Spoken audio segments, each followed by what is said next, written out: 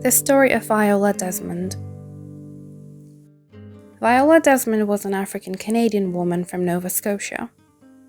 She lived in a time when black women were expected to be servants in houses and black men were expected to be servants on trains.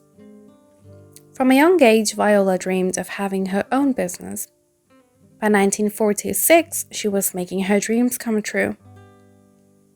Viola was only 32 as she had her own beauty salon. She had set up a school to train other black women to work in the beauty business. She also had her own line of beauty products. One day, she was driving across Nova Scotia to make a delivery, but then her car broke down in New Glasgow. She decided to go see a movie while she waited for her car to be fixed. She went to the Roseland Theatre. It was a brick building with a big sign that lit up at night. She paid for a ticket and went inside. The theatre had a main floor and a balcony.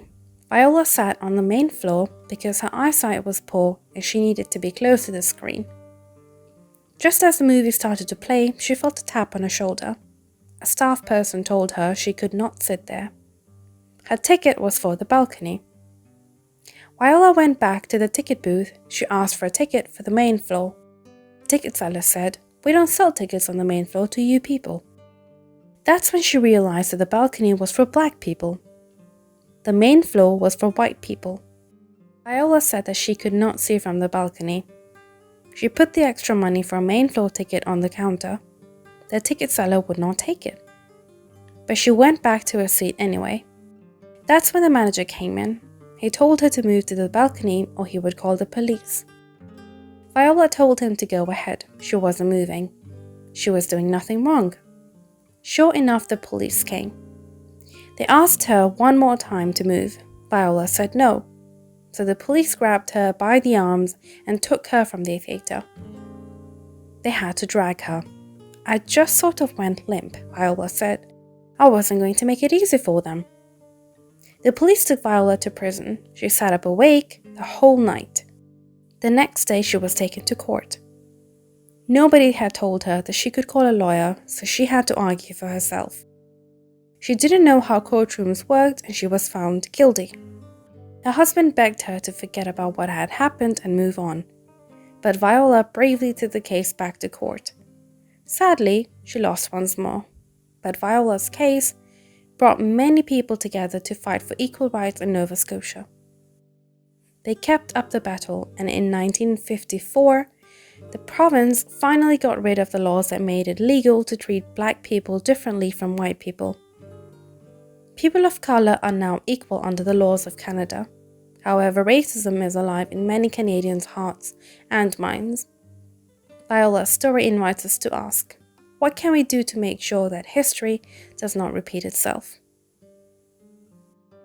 Choose the best completion for this sentence. Viola was taken to prison because A. She fought with the police when they tried to remove her from the theatre. B. She refused to pay extra money for a seat on the main floor of the theatre. C. She refused to leave an area where black people were allowed to sit. Or D. She refused to leave an area where only white people were allowed to sit. The correct answer is D. Viola wanted to sit on the main floor of the theatre because A. Tickets for the balcony were all sold out. B. She wanted to sit with other black women. C. She couldn't see properly from the balcony. Or D. Tickets for the balcony were too expensive.